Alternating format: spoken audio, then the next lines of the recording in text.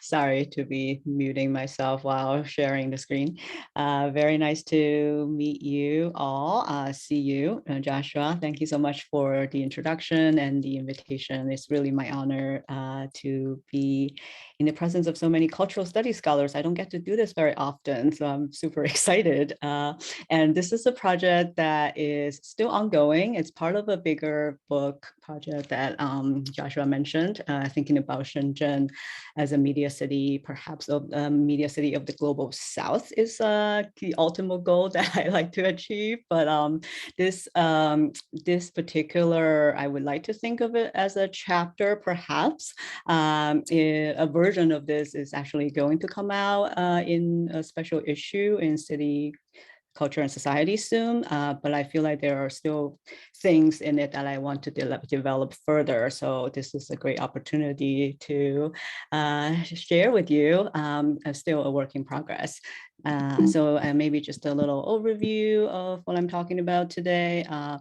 Assuming not a whole lot of you have been to Shenzhen or know too much about Shenzhen, I'll just talk a little bit about what that place is like and kind of justify my approach into thinking about this place as a site where we can kind of look at globalization, or more like a place that straddles globalization from above and from below. I can talk more about what those mean later. But the three examples that I'm looking at seemingly are quite disparate in terms of their medium and in the kind of entities that they are. So there's a film called The World 世界 by a so-called sixth generation Chinese auteur, Jia Zhang-ke.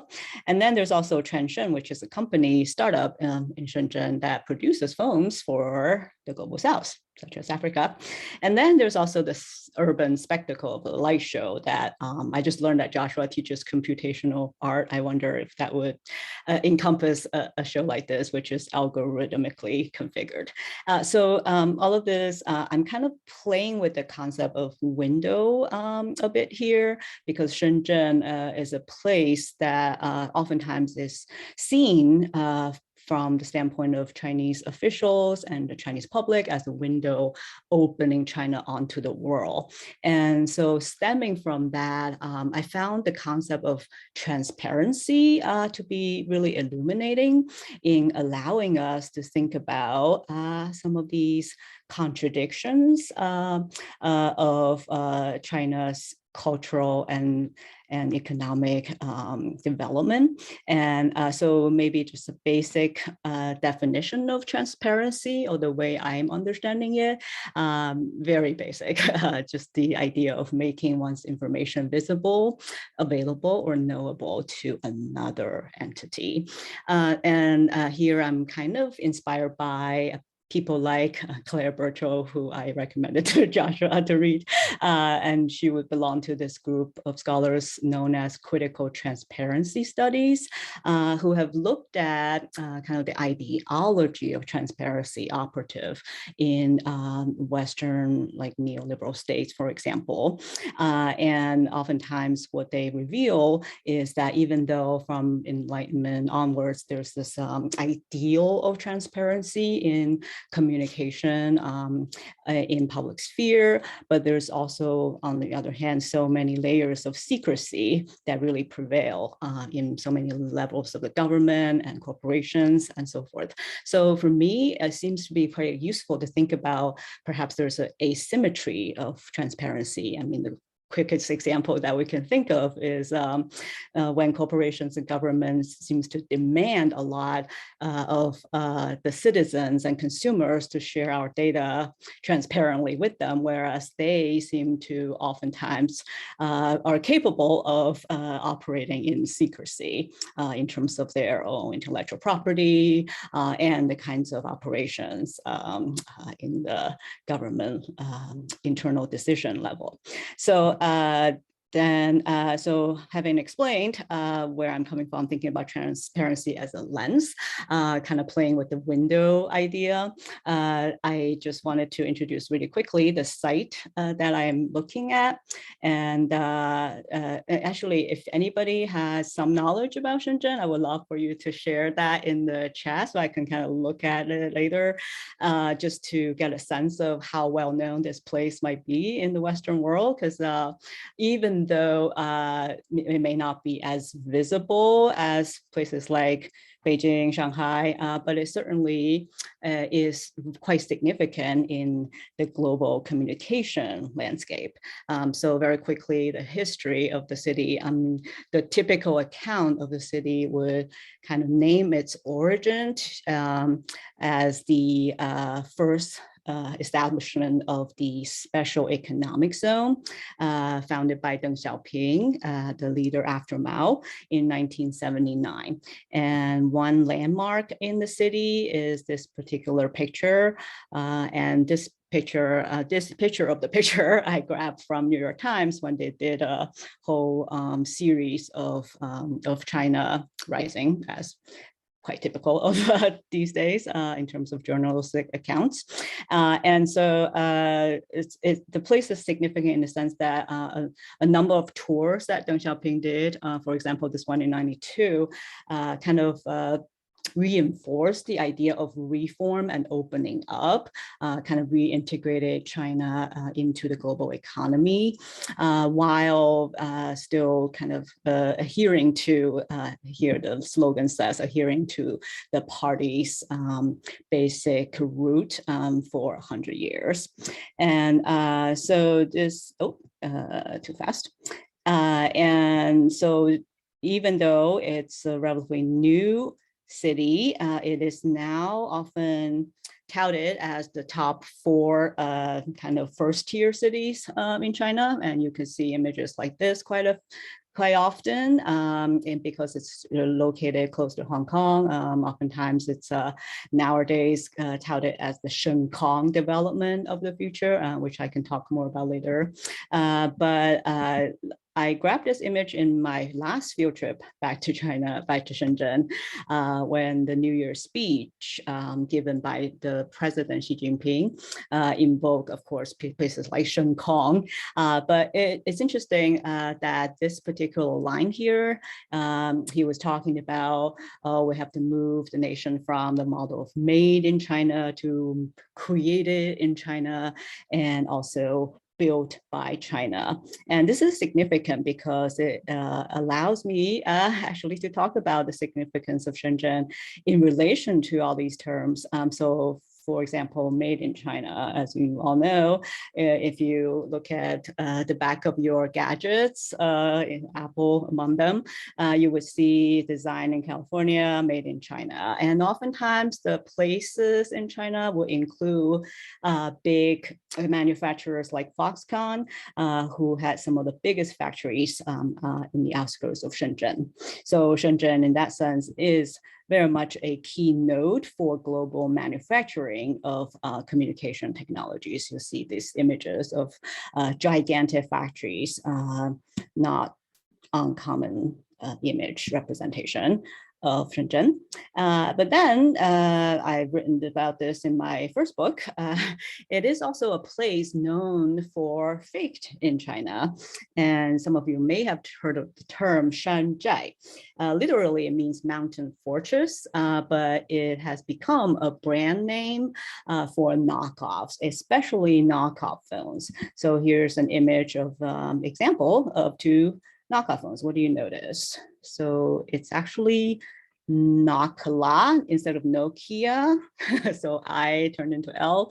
And then there's iPhone instead of iPhone, just as 2 of the examples, many examples of knockoff phones. So in many ways, this kind of counterfeit production, very much also concentrated in the city, had a lot to do with the made in China model. that really provided the material foundation for this kind of production. So in my first book, I talk a little bit more about this kind of brand for the people, because oftentimes the counterfeit phones are just so cheap that they're so popular among the migrant workers who themselves work in the factories that produce the legit phones. So I can talk more about that later if you want. But I want to introduce it because it's related to one of the three objects that I'm looking at. And but last but not least, there's also the concept of creating in China, the vision of China moving away from just manufacturing and counterfeiting, but towards a vision of creating its own brands. And Shenzhen, again, is quite visible in this kind of vision, because a lot of the biggest companies now known for their technological innovation started in Shenzhen. For example, this picture I took in my last trip in 2019 was the actually original spot for Tencent, now one of the top tech firms out of China and the world, the owner of WeChat. Most of my Chinese friends use it. And so this is the original spot for it, which is located in the street called Huaqiangbei. And nowadays, if you go visit, it's already turned into more like a almost tourist site that says, oh, the first street of Chinese electronics. And then there you can also see signs such as this, and Huawei, of course, is another one that probably is a little bit more visible these days in the US due to their provision of infrastructure elements in the communication network globally. And so all this is to say that I'm trying to kind of provide a foundation for my own project, which is that I'm kind of curious about how digital placemaking, what I'm calling digital placemaking, or like the kind of looking at what digital media might mean for allowing us to think about Shenzhen as a networked place, and to just ensure that you have a kind of geographical understanding, proximity to Hong Kong, Shenzhen, and also in the so-called South China, which is a very interesting location, I would like to think, for also perhaps us to think about what if we zoom in on Shenzhen and what kinds of disruption it might provide for these binaries like global north and south, especially from the perspective of communication and media studies. And so perhaps we can now get into the examples. The World is one of the few award-winning films shot in Shenzhen, and in particular in this park called Window of the World. And well, if you want to know what the park looks like, it's was it called Epcot, the one in Florida. So it's a lot of these miniature landmarks around the world, such as the Eiffel Tower. But the film is actually about the workers who work in this Window of the World park. But in the film, the location is actually Beijing, even though the actual location for the shooting was Shenzhen. And the main actress here, longtime collaborator with the director. She is Zhao Tao, and here she is in a kimono costume. She is a dancer in the park, but the actress herself actually did work in the park prior to becoming a muse for Jia Zhang-ke. So I was able to only find this clip, which is not of great quality, so I apologize, but at least gives you a sense of the imagery. See workers carrying water. And this image is probably quite significant. A few times when I show this to my students, we kind of talk about like the flattening of the landscape, like because even though it's like a fake or miniature leaning tower of Pisa, if you take a picture in front of it, you can pretend that you have been to the real one. So that's kind of the idea. Oh, I didn't want to skip that. Sorry. I keep playing that. 游客朋友们，你们好，欢迎游览世界公园。Here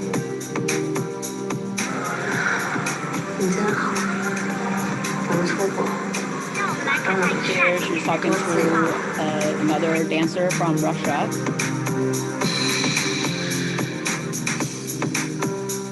So you notice anything interesting? It's live action, but then you have also some animation sequences.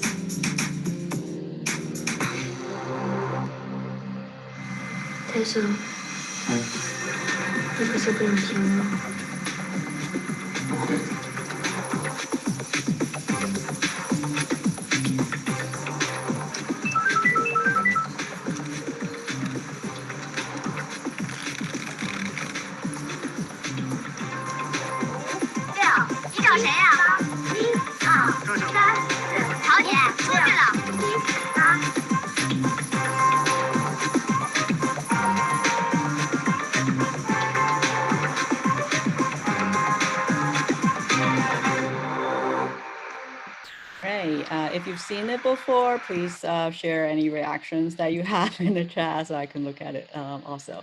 To be completely honest with you, when I first saw the film, I did not like it at all. I like always kind of wondered about that.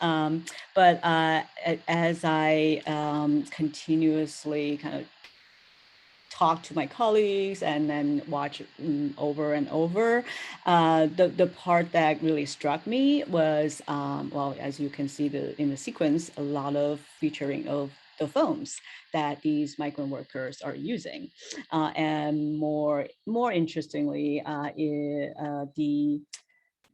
the insertion of these animation sequences oftentimes are featuring when people are using mobile phones. So you already saw one image of a, oops, yeah, skip that. The image of actually several layers of the story there, including these two protagonists. They're kind of falling in love, but then thanks to the technology, the guy also met someone else. They were like texting and having a sort of affair. So in many ways, for me, there is a really interesting kind of attention, critical attention paid to the role of technology, and in this case, kind of the interpersonal communication technology, like the mobile phones, among the workers who really made China the world's factory. And so in the different contexts, I have written about a little more about this film in terms of how Jia Zhang-ke is trying to get at this kind of tension between the workers who are kind of enslaved by the Shenzhen speed. Oh, so Shenzhen is kind of known for its speed. So in that other paper, I look at this kind of question of temporality in terms of Shenzhen urbanism. I can talk more about that later. But for me, the most interesting thing here in this film is a kind of a interrogation of that inability among workers to actually accumulate experiences, even though they're engaging in this what some scholars have called like intervalence. So what I see here is the film is revealing some of the contradictions and tensions within the ideal of transparency. If we think about, oh, this is the window of the world, there's all these workers working in it, so they're kind of like traveling to the world through this window. But at the same time, they're also kind of kept more distant from the world as well as from one another. And so that's kind of my way of approaching it as a way to think about what kind of engagement with transparency might be at work in the site of Shenzhen. So moving on to the next one, still kind of staying with the mobile phone medium, but in this case, looking at a company startup in Shenzhen that is known for its place-based approach to phone design, targeting customers in Africa. among other places of the global south. So one of the signature of their design of Transsion phones, they have several phone brands that are super popular in the on the African continent, and some of the scholars who have looked into it through ethnographic work have kind of emphasized how people working in the industry talk about their aspiration to provide the African consumers a way to take selfies and still kind of be able to capture their beauty rather than actually embracing whiteness, which is kind of the normative ideal of many of these globally dominant phone brands. And so Lu Miao, one of the scholars I cite here, she kind of talks about the fact that this is a Shenzhen startup, and Shenzhen sometimes is known as the Silicon Valley of China. But in this case, they're also defying Silicon Valley in terms of that place as a place that supposedly defines the future. And for me, the most interesting thing, of course, is the lineage between the Shanzhai knockoff phone industry and this type of phones. Many of the startups like Transsion actually have roots in the knockoff industry. And maybe I'll just show you a quick video here talking a little bit more about how these phones operate. And as you can notice, all of these characteristics of the Shanzhai knockoff phones, including low price and dual SIM cards and long battery life, catering to migrants who might need a longer battery because they don't have a place to charge, so on and so forth. These features are very much present in these Transsion phones. This shopping outlet is one of the busiest places in Accra, Ghana's capital city. More cell phones are sold here than anywhere else in the country. And the bestseller, Techno. That's one of their brands. 500,000 Techno phones are sold every month from these shops and vendors. So what do most buyers love about them? Oh, we love selfie. I take selfie with my friends and my colleagues are waiting. I do that every day. It's very, very good. When you're taking a picture, it's very clear. Anytime, day or night, it's very clear. Manufactured in China, Techno entered Africa in 2008. It offered most people here their first glimpse of a smartphone. It provides customized selfie mode for African consumers. 可能在非洲那边还有更其他的一些诉求，比如说他希望他眉毛更浓一些，他的眼型更立体一些。We followed African customers' preferences for beauty. For example, they like darker eyebrows, prominent noses, and they want skin that looks smooth and bright. So we developed our products to meet their demands. What's more, Techno phones also offer dual SIM cards, long-lasting batteries, and quick access to repair. Another reason. I'm gonna stop there. So as you can see, a lot of the characteristics that I just mentioned about knockoff phones are also mentioned in this video. But for me, there's another layer that was super interesting, which can be seen more clearly in one of the ads, which I show in just a bit. But here I'm kind of invoking Jodie Dean's notion of faces as commons when she talks about this concept of secondary visuality in communicative capitalism, which refers to the incorporation of images in mediated social and personal communication. And here she is arguing that because of this kind of abundance or ubiquity of selfies, the uniqueness of our faces kind of becomes more generic. So in that sense, there's all these kind of multiple systems of repetition and capture that actually encourage collectivization. So I wanted to share this ad that kind of makes me think. This is Techno Canon CX, and this is my quality selfie.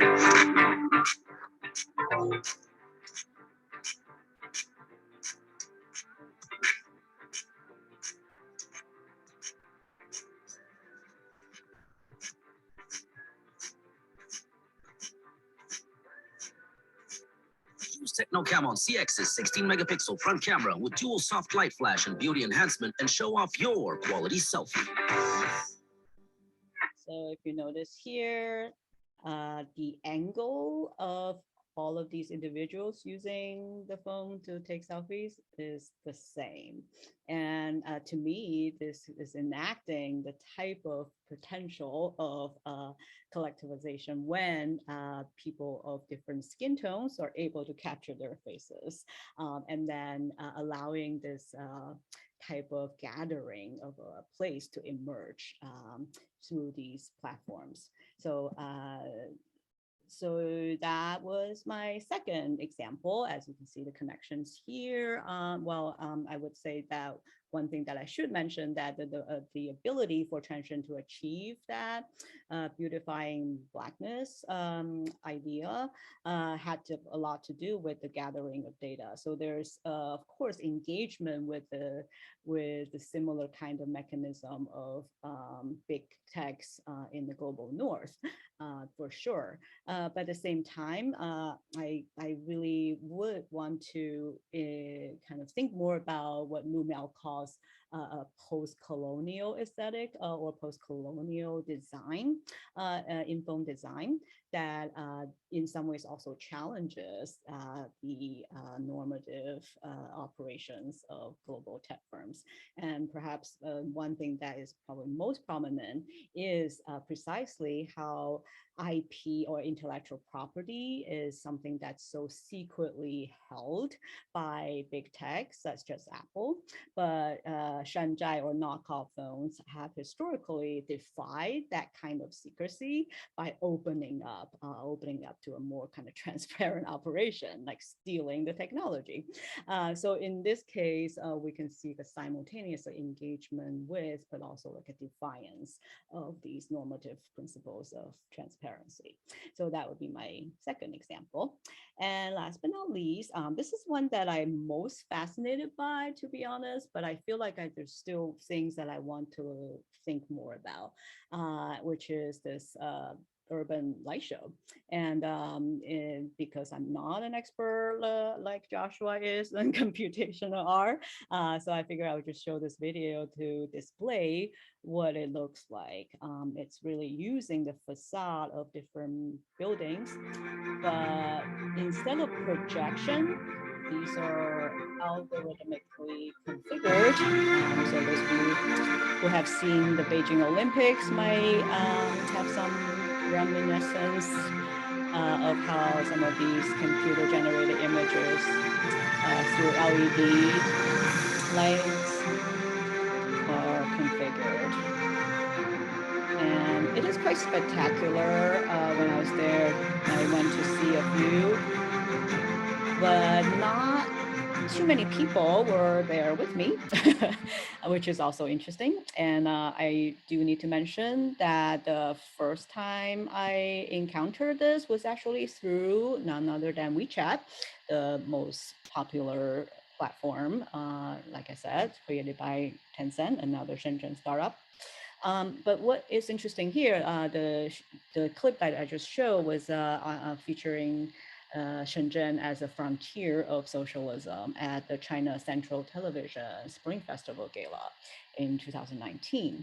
So kind of just enacting how important the city has become or is in the national imaginary, even though the similar kind of shows have also been displayed in other cities, but it's the Shenzhen one that appeared in the China Central Television show. So for me, a couple of things that are quite interesting here. And in some ways, it is our immediate reaction would kind of go back to the society of the spectacle. But then if you look kind of closely here, we're not seeing the spectacle necessarily hiding social relations, but rather for me, it is relying on what Birchall might call something like sheer valence, the kind of sharing of data, sharing of images in order for it to achieve the kind of intended effect.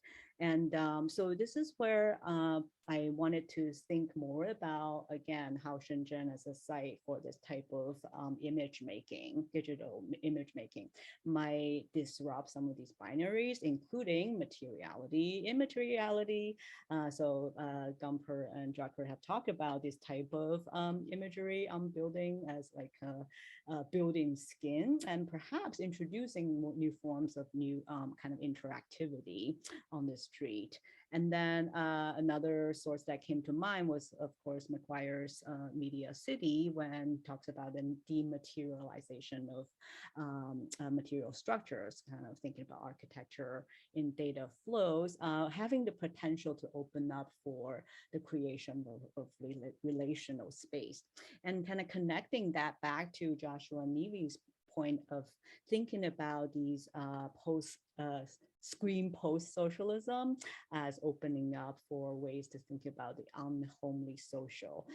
So in many ways, I'm kind of still working through and try to think about how these kind of imageries are defying, again, the typical ways that we think about an urban spectacle, and rather kind of disrupting some of these binaries, including the north and south, public and private, and transparency and secrecy. So this is my quick conclusion already, kind of going back and looking at the connections of all three. I mean, they're enacting transparency in different ways, but at the same time, I think it's interesting to bring them together, especially thinking, I can kind of in the long run, looking at this project, I'm really interested in exploring further the relationship between a medium like mobile phones and Shenzhen as a site in relation to the global network of communication. One thing that I'm kind of really curious to connect further with is how Flusa has this piece that thinks pushes us to thinking about the movement from a plane-based to line-based to dot-based thinking. And this is one of the ways in which I came to conceptualize kind of the digital placemaking idea, and perhaps objects or artifacts and processes like this indeed would allow us to or encourage us to rethink some of China's central cultural and political dilemmas.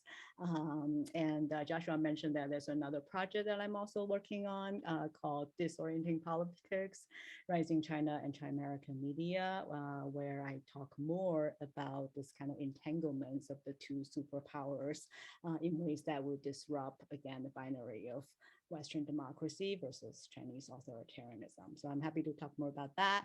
But like I said, a version of this is coming out in a special issue called Precincts, Participation and Placemaking in the Asia Pacific from the journal City, Culture and Society. So be happy to share that information with you when it comes out if you're interested.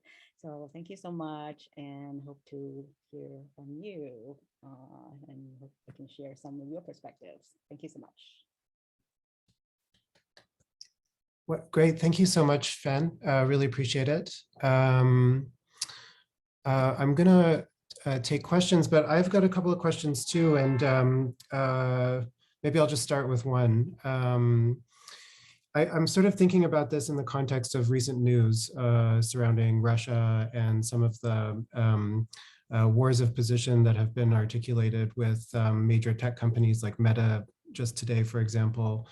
And when I think of this term that you started with, the created in China, and the development of large-scale sort of media companies in Shenzhen, I think of the question of territoriality. And I mean, certainly this also played out in Canada recently with the arrest of the Huawei executive. And so there's lots of sort of like geopolitics and questions that sort of factor into these companies. And I'm also thinking of this conversation that Ben Bratton had a bunch of years ago about the relationship between Google and China. And you know, when they pulled out, it was very difficult because many people had the phones that you know, were equipped with the Google software. So this raises broader questions of sovereignty.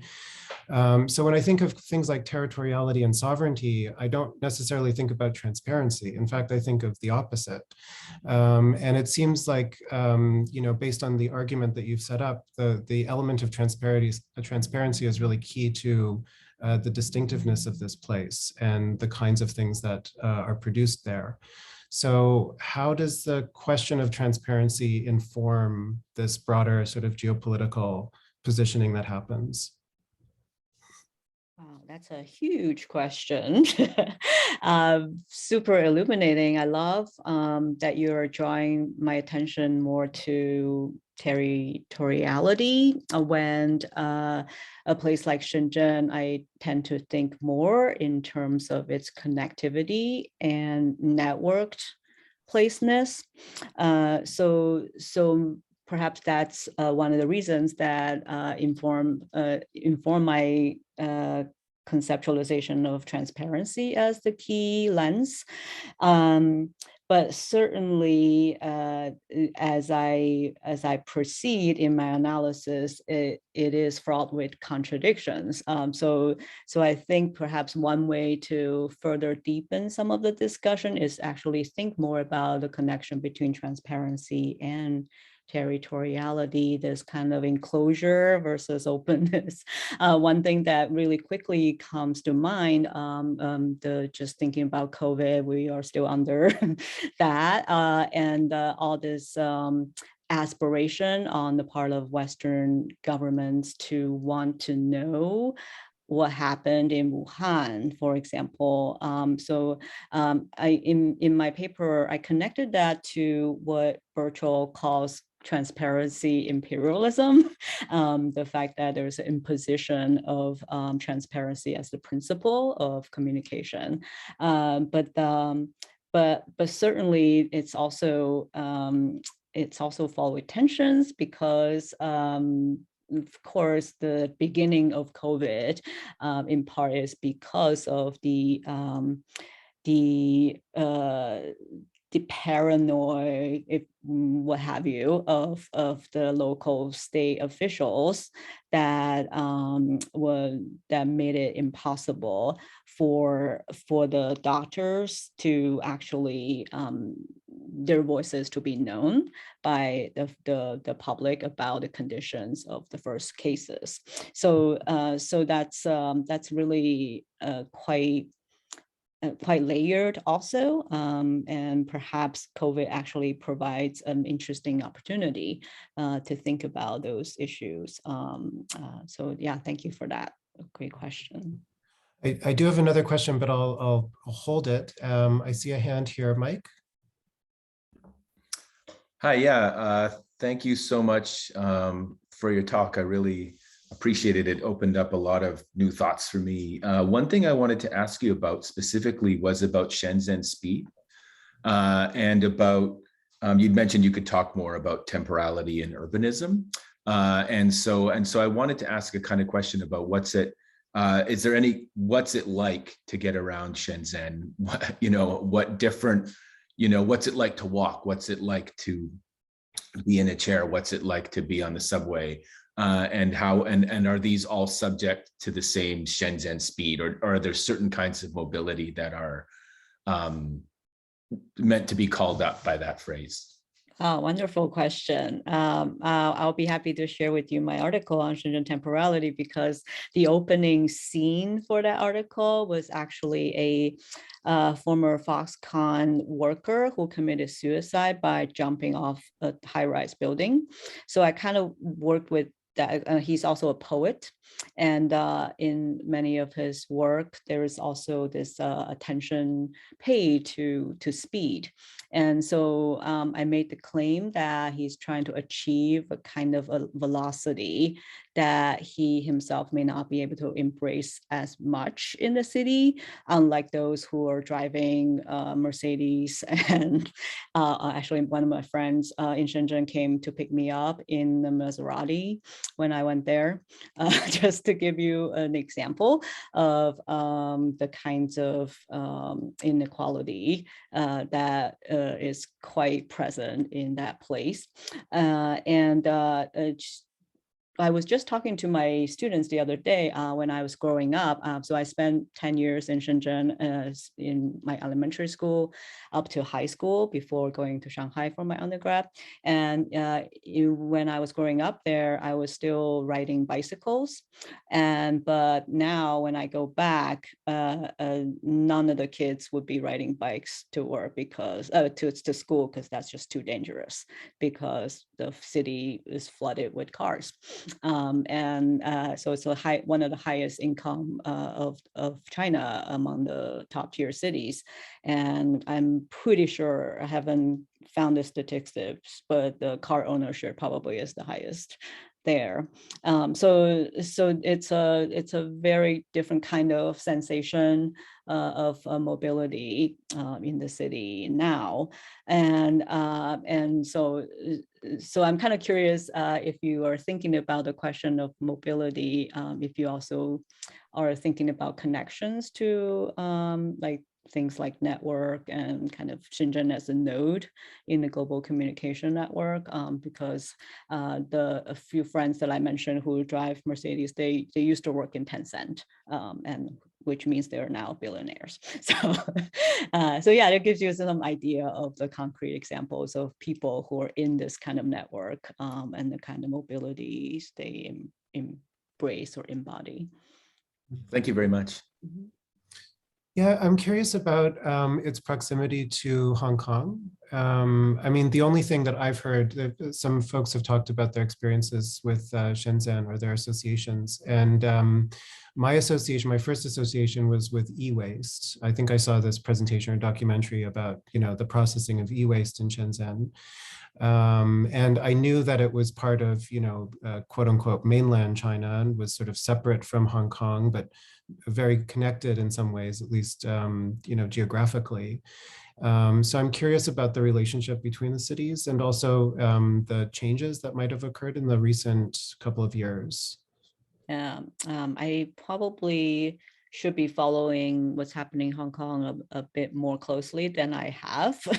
So I mentioned this kind of vision of Shenkong, which is the idea of the Chinese version of the Greater Bay area.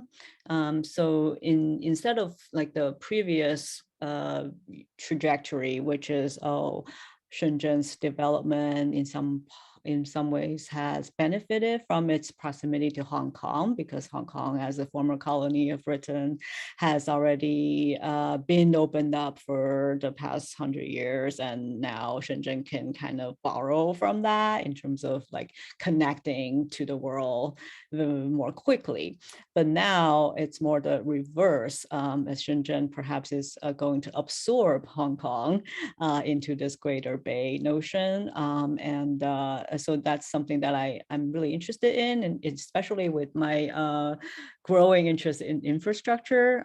So you might have heard of this gigantic bridge that connected, what's it called? I think it's Zhuhai and Macau.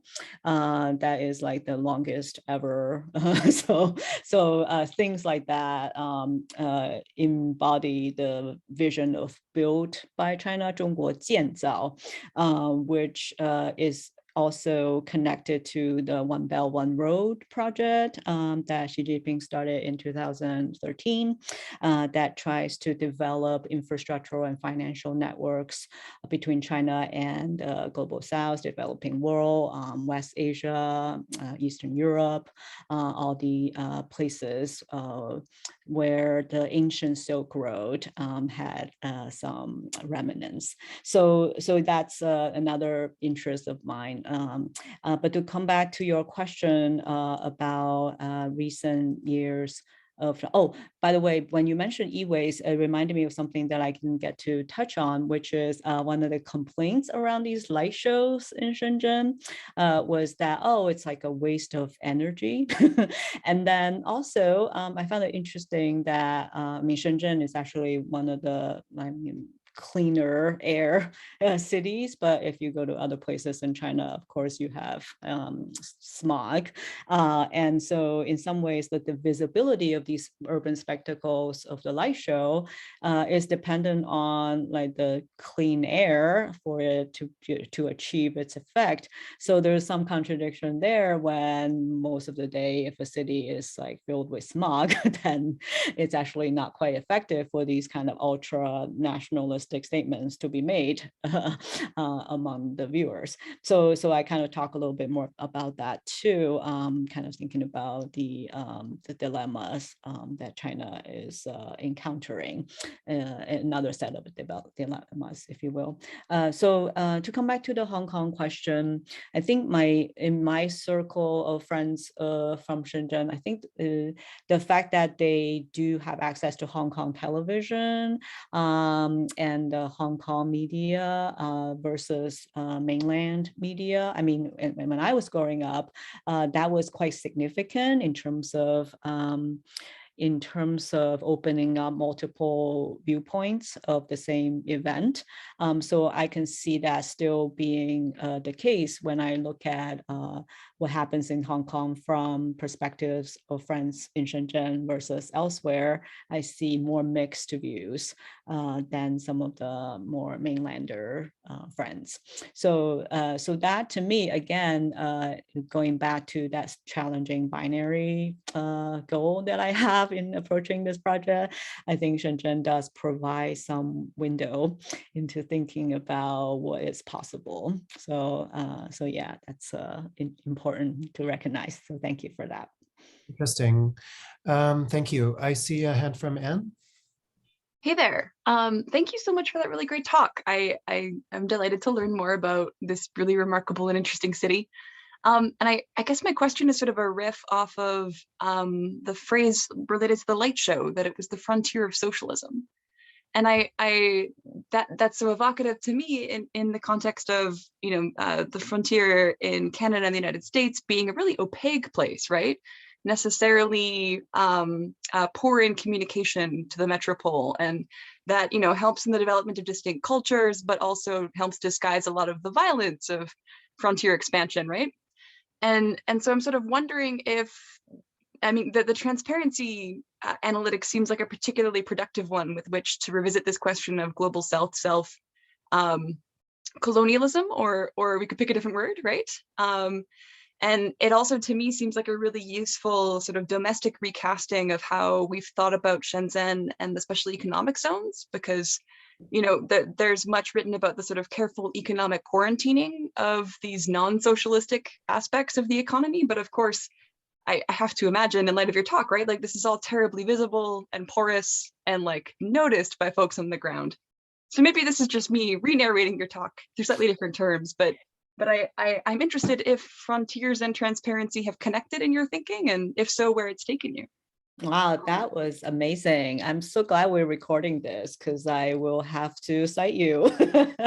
That was really amazing. I especially wanting to hear how you thought about the opacity, because when you said opaqueness of the place, in terms of, I understand you were talking about in the West in terms of the colonial history and the kinds of erasure of indigenous presence in that kind of opacity. Am I correct in understanding that? So in some ways it is a almost a hypocrisy when the West looks at China and talk about the Chinese state as hiding its own violence and other forms of oppression. So that is the layer that I think I sometimes talk more about in my other project, which I really appreciate. I haven't quite made the connection before between the two projects, but I think you're helping me thinking about the opacity and transparency in that regard too. So really thankful for that. The idea of like quarantining the economic zone is super interesting, and scholars like Iwan Ong have also talked about that. So that's actually really helpful for me to kind of perhaps talk more about in the future development of the project, because the analytic of transparency does try to engage with how effective that zoning has been. And like you said, it's super porous. And so what then does that open up in terms of thinking about political possibilities? And then when we talk about political possibilities, again, it's so easy to still operate in a very normative kind of Western democracy, public sphere type of framework, which itself oftentimes is predicated on the ideal of transparency. And so I think with the light show, among other objects, I'm hoping to try to disrupt that kind of a way of thinking, and maybe try to carve out some space for thinking of an alternative type of politics.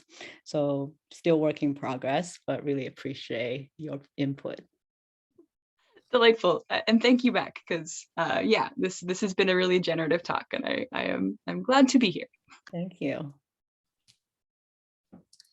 Yeah, can we go to the light show just for a minute? And I'm curious just about like maybe thinking of it in terms of aesthetics as well. You mentioned Maguire's work and the relational space. And I'm curious about that because it seems like the light show is almost like a top-down kind of presentation. Am I right in thinking that? And you mentioned WeChat and sort of being exposed to the light show through interactions with networks and so on. But in the Maguire, I feel like he talks at one point about a billboard in the Geomedia, where he basically says, you know, there's this billboard that becomes interactive in a public space. And I forget what kind of information people are sharing, but they impart information about their locations, or I think it might be something to do with their bodies. And this sort of gets projected into many different cities across the world. And then there's this kind of dynamic interaction that happens there. It seems like the light show, although it's sort of guided algorithmically, as you explained, doesn't have that possibility for talking, like having interactions at that level. So yeah, that's a very important point. So far, I've only gotten to, I'm still not quite satisfied with my take, to be honest, but at least perhaps it's important to recognize in order to mediate the light show, you have to be present in that public, but then that publicness is a public display, and the transmission of that among the public beyond that particular locale is then actually predicated on this private mode of mobile phone engagement on social media. So that's how I feel, again, as a particular form of urban experience.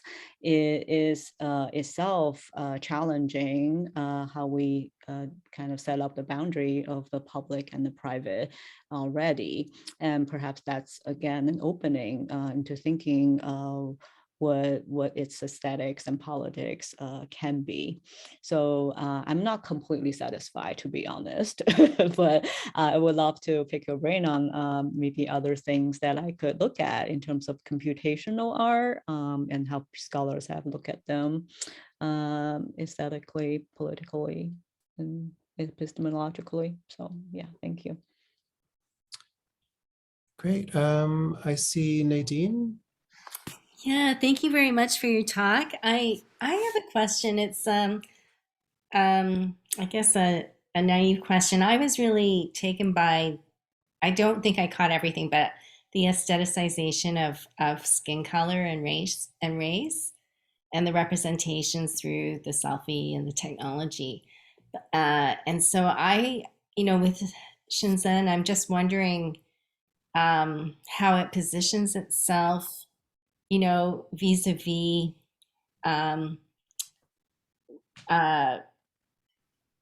how would I say it? it's creating these technologies for an aesthetics of skin color. But is that something that, I guess I'd like to learn a bit more about that. Would it see itself, but they're all contained, right? There's no, it doesn't look like there's any cosmopolitanism. So I guess I'm just curious about how Shenzhen sees itself vis-a-vis the world in terms of others or the West. That's something that, because there was a lot of Black representations within the technology.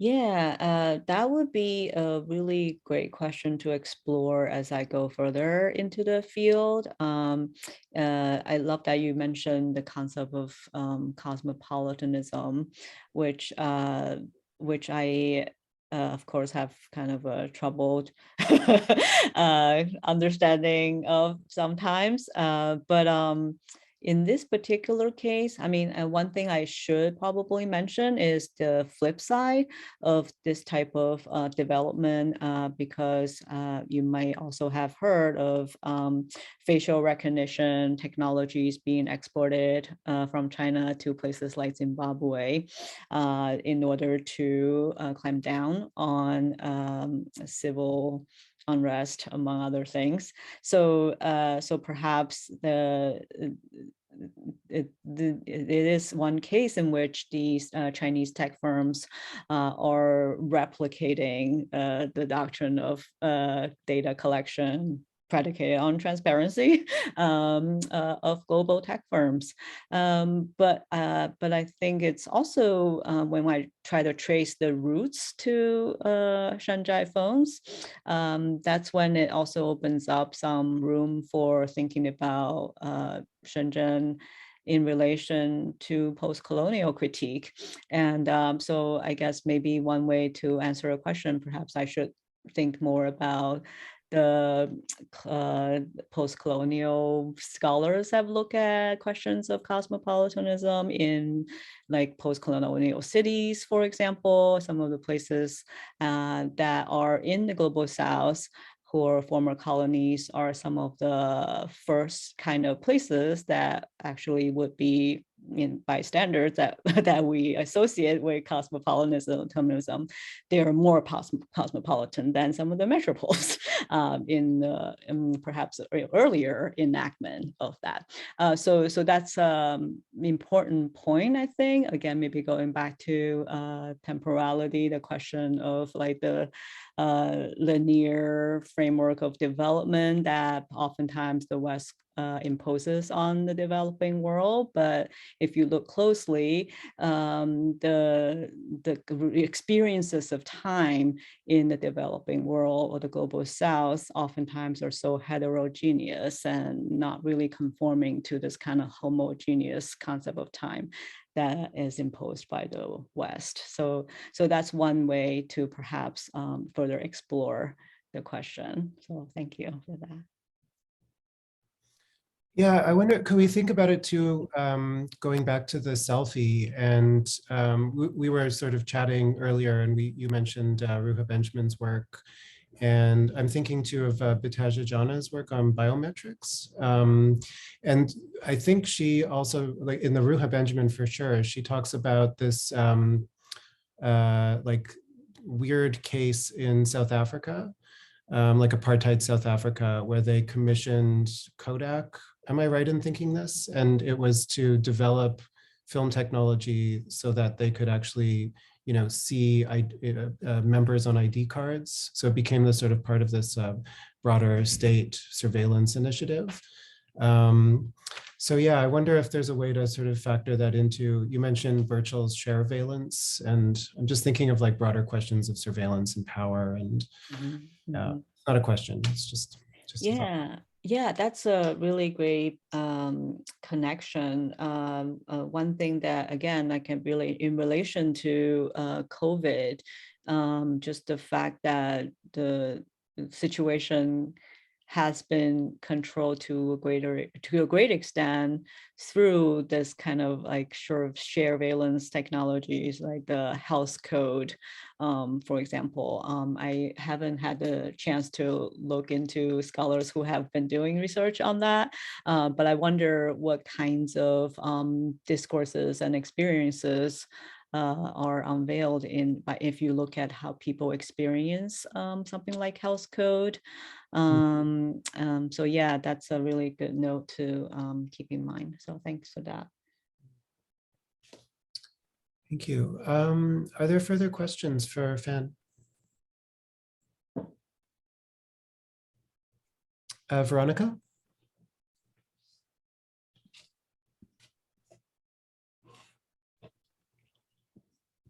You're muted. I know. Like the stereotype of our Zooming life now. Thank you so much. That was really interesting. I've visited Hong Kong quite a few times, and I actually spent a day in Shenzhen at the Southern University of Technology, taking the train and crossing the border. And you've made me really conscious of how Shenzhen is this explosion that faces Hong Kong. And I just wonder if you could say a bit more about that kind of geographical and political sort of face-off between mainland China in the shape of Shenzhen, which is just explosive. I mean, it's just exploding, right? It's just being built and built and built. Yeah, and Hong Kong.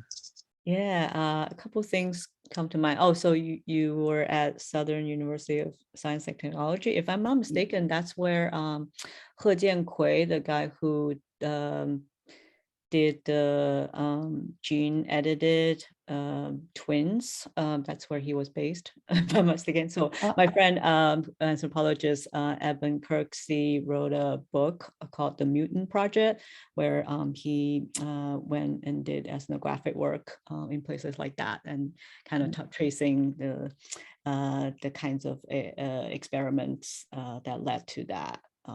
Another kind of explosion, if you will. So yeah, thank you for that question. I think it's very interesting to think very concretely about the notion of like the Shenzhen Encounter if you're coming through Hong Kong. I don't know what your experience was like. It was stepping from one world into another. So there are a number of ways. I feel like perhaps nowadays the experience can be quite different, but I remember talking to some friends who were crossing the border maybe even, I don't know, 10, 15, 20 years ago. Oftentimes it's actually from the very neat and orderly sense of Hong Kong, moving into a chaotic mess of Shenzhen. And especially with all the vendors and like the black market cabs coming to you right away and wanting you to have their business, even though they're not legit. So very different from the like very orderly, traffic control in Hong Kong. So that's the one kind of explosion on the minds of a lot of times Western friends of mine who have visited crossing the borders that way. But I think architecturally, and I can imagine now, I haven't done the crossing from Hong Kong side to the Shenzhen in a long time, but I'm kind of wondering if that sense of just architectural space, because of the buildup, it does seem like it, even from the standpoint of Hong Kong natives, it could seem like it's our surpassing the capacity, although I'm not sure, because I feel like every time I step into Central, the district in Hong Kong, where a lot of banks are. Yeah. I mean, it's still quite mesmerizing. So yeah, so I'm I guess maybe a bit more of a field trip is necessary to kind of observe the continuous changes happening there. So, yeah, thanks for sharing that experience. Yeah, and thank you very much for sharing yours. Thank you. Thanks. Are there further questions? Yeah, I forgot to tell Anne that I love Jonathan Bach's work too. So. I see Will. Hi. Thank you for that amazing presentation. I came in a little bit late, and I'm sorry. But I did have one, like, I came in like on a whim because I saw this in my email, and I was like, wow, I want to go see this. And then I got busy, doing things. I'll just get to my question. I am trans and black and mixed, and I see a lot of overlaps with, I don't know, media and communication studies because it's all about, well, not all about, I don't know much about media and communication studies, but it's mostly about visuals and like how does one see and perceive another. And I find like that's a huge part of my life particularly. Um, and I was wondering if there was any, I don't know, overlaps that you could see that would be part of debasing the power, like the immense power that holds over people and societies. Um, yeah, and would that be part of, um, I don't know, education as a institution, or education as a culture, I guess. Yeah, thank you so much for coming. And I love that you open up by talking about how you perhaps feel a sense of in-betweenness a lot. And I feel like that's what drives my interest in Shenzhen as a place in many ways, because it's, like I said, it doesn't necessarily fall into all these binary categories of north and south, or like transparent or secret, or like it's a material place, but it's so immaterialized through the light show. And it's like we were just talking about, like sovereignty versus network. So that's what fascinates me about this place. And in a way, by playing with this kind of notion of the window as this between worlds. I mean, in this case, window of the world is applied to not just the park, but also the city, but also this zone of economic experiment. So there's lots of meanings that you can extract from the metaphor of the window as also something quite in between, but also allows kind of the transfer of information or flows, imageries, or connectivity of different worlds. So so I guess maybe that connects back to what I see myself doing as a cultural studies person, who is from China, and not too many of my friends from China have studied cultural studies, to be honest. And so for me, it is quite empowering in a way to be equipped with the type of critical tools in cultural studies that allow us to always challenge normative ways of thinking about things. This could apply to gender, race, class, technology. And so that's how I feel I'm in a very privileged position, both in terms of geography and epistemology, to think about these issues. So perhaps that resonates with how you feel about your position, I wonder. Yes, thank you. Thank you for that. Great, thank you so much. Are there further questions? All right, have we concluded?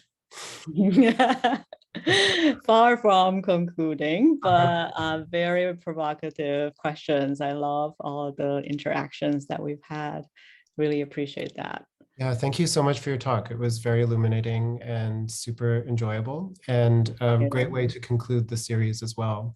Awesome. So yeah, thank you very much. And yeah, I can't wait to check out the other recordings too. Awesome. All right, thanks for organizing, and thanks so much for coming. Sure. Yeah, thanks everyone for coming too. Yeah, have a great weekend. Oh, I can send the article on Shenzhen temporality to you, and you can distribute if you like. That would be wonderful. Thank you. Yeah, cool. I will do that. Thank you so much. Nice to meet you all. Have a good one. Okay. Yeah.